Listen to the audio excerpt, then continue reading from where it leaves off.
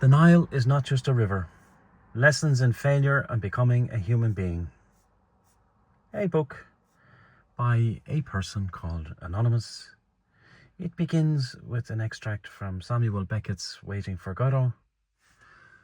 Vladimir says, "That passed the time." Estragon says, "It would have passed in any case." Vladimir said, "Yes, but not so rapidly." So, this is a few thoughts from me for you. I hope you like and enjoy. Once upon a time, an egg welcomed sperm, and I came to be. There were obstacles to life in the womb, in birth, since birth. I wonder why I am when so many are not. The random, almost impossibility of existing. Maybe there was no match between other eggs and sperm, or maybe they did make it into this world but are no longer here. I wonder.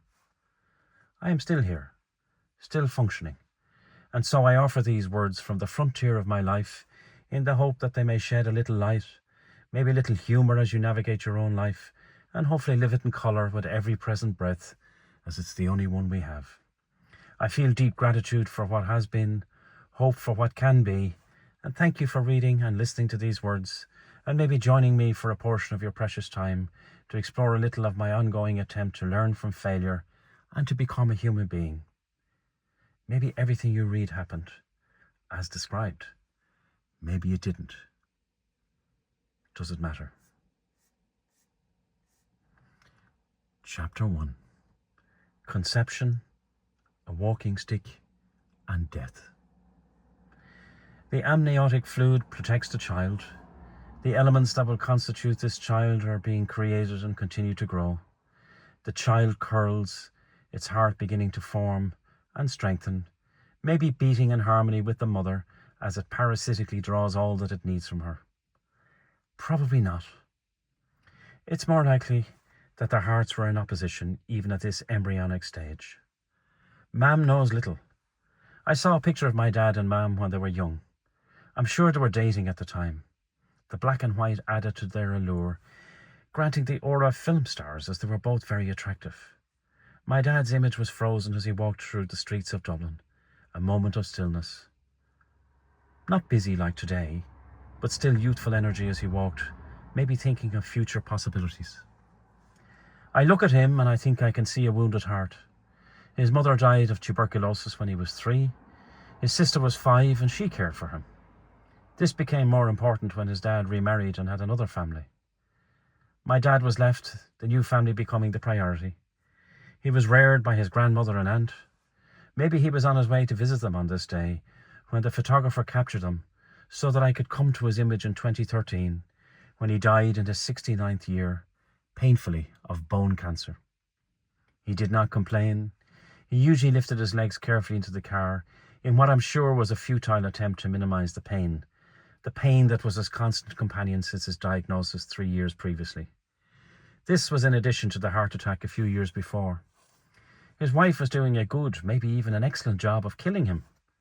He was resilient and he struggled, determined to live as best he could with whatever time was allocated to him.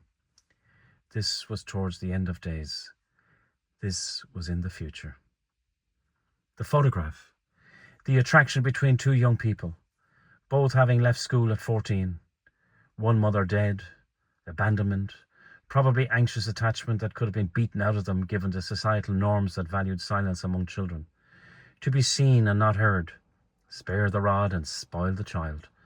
All the usual cliches to justify the barbaric treatment of young children. I don't think either of my parents experienced this in their homes. They lived with the silence that falls from oak trees, absent parental figures, and how different life would have been had my dad's mother survived and cared for him. She was a very attractive woman, tall, her gentle self and kindness evident in the 1 or 2 faded photographs that I have seen of a grandmother I can never meet on this earth. My mother's father worked in London most of his life. Abandonment. I often wonder how different things would have been if he had stayed in a rural village in Dublin and had a presence in her life. He didn't. He laboured in the UK as many did, visiting twice a year, as he said, on holidays. This meant he had little or no input into family life. He was comfortable with this, though I doubt he ever thought about the impact of his decision to board the emigrant boat. Remittances made a difference. 3 children, 1 woman, unmarried. My mother's sister, a pure heart, but by her own admission, the stupid one. Yet the fool in Shakespeare's King Lear is the most intelligent and has the greatest scope to say what he wishes. A brother, clever, subdued, married, maybe oppressed. We often visited his home. It was such a quiet contrast to our house. The door would open to a small, quiet, contemplative space filled with books. My uncle and his wife in their staid clothes and spectacles. Always polite with their 2 daughters. One book was a sign of a different life. Many books was a tropical paradise. My dad used to try to read, but he rarely had peace and time to really go deep into his few books. My uncle's wife became the one to be hated. My mother could not accept her at any level, so her faults, real or imagined, became the bitter music to the days when we visited. It took me a while to begin to make sense of visiting a family, accepting their hospitality, and then acting in a passive-aggressive manner while visiting and criticizing them on the whole journey home. I knew it was wrong. I just didn't have the words. I'm certain my uncle was a very sensitive soul. Maybe he absorbed the hatred and rage into himself more than he realized. The 2 daughters were reared.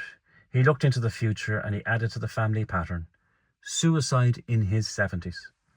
I often wonder, was it his wife's constant presence or the prospect of a slow decline? The silence of unknowing. He went into the river. Not beautiful like Ophelia. Not surrounded by flowers and with lilting tunes bringing him to his final destination. Just a brave step into the dark, cold waters and then lonely oblivion.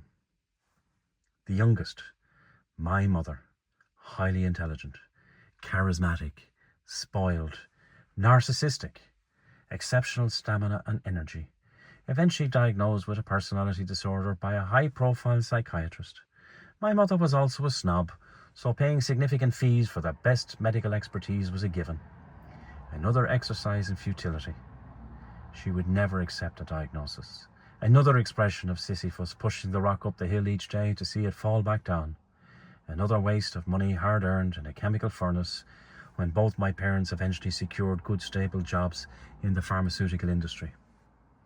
I didn't have the language, but it was obvious, at least to me, that all was not well. Others flowed and surged with her on her random, inconsistent, crazy voyages to darkness and rage, and violence in no particular order. This was all in the future, as was her suicide attempt. The same river as her brother that leads into the Irish Sea. The taxi man brought her to the point. It's about 2 miles from her house. He knew. He didn't intervene even when he saw a woman in her 70s with a crutch and no coat travelling to a notorious spot on a Saturday evening, 1 November. The clue might be in the title, as the area was called the Black Bridges, though she went a little further down the road. It might be worth pausing for a moment to view that scene. On a summer's evening, it had a certain layered charm. But November? Did she roll down the window in the car for a change? One last chance to feel the wind on her face. Did the taxi man have the radio on? Another fare among countless fares before ending his shift. She liked music, and I wondered did she hear a last piece. The locals were well aware of its notoriety. Some added to it. My mother walked into the river and into the sea. She brought a walking stick with her. The sea didn't want her. It took a look, embraced her for a few seconds, and then pushed her away. Someone found her, and she went home via the hospital. She was upset about the walking stick. My aunt asked a simple question. Did you take your stick back out of the sea? This was the wrong question at any time.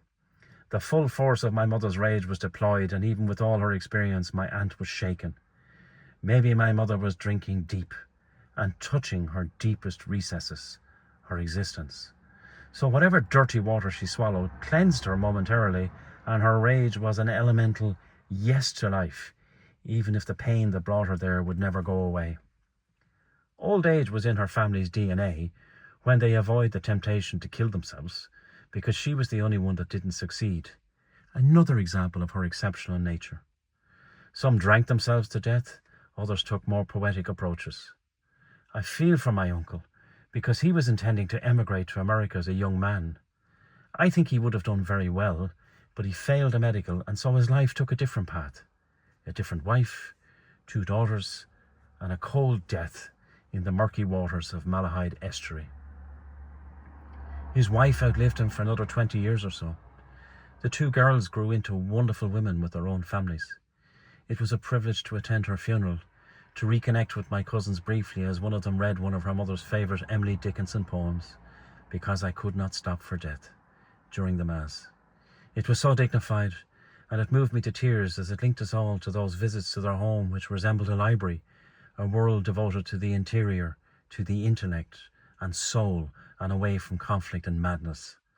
But in the end, it didn't work for my uncle, and he joined a grisly roll call of honour of those within a small family that chose to leave this world before their time and left currents that continue to ripple to this day. The Black Bridges was near where I had my first kiss with a girl. I've only ever kissed a girl. It was chosen because it was secluded. Even then, a quiet spot, water lapping gently against the wall, the road covered over when the tide came in, trees, warmth, security. The irony that this is where my mother came to end her life. It felt cinematic when I heard about it, as if it happened to a fictional woman or an actress, maybe Meryl Streep, elegantly capturing the turmoil of old age, still beautiful, still sublime, still magnificent. Except this was my mother, and I was unmoved. And she wasn't beautiful, as the lifetime of mental health struggles left their mark on her. It wasn't Dorian Gray, but there were echoes. I was agnostic, not really surprised, not really concerned or worried about any aspect of an attempt to end a life at 72 years of age. My aunt's question about the walking stick lingered. I wondered, did it fall to the seabed, or was it washed out to sea to join the millions of items contaminating the oceans, carried to some other land, maybe noticed by some child someday, oblivious to his connections to a woman in a small town in a small country on the western edge of Europe who had tried and failed miserably to kill herself. Later I learned that my aunt visited the location. She met a woman there who asked her how her sister was doing. My aunt was surprised, assuming that our family drama was exactly that, our family drama, hidden like countless family dramas in Ireland, veiled in secrecy. My aunt said, "Oh, you heard?" The reply, "It was my husband that rescued her." My aunt, always true, honest and unfiltered, responded, "Oh, she won't be happy with him, so." Beauty and innocence appear in many forms.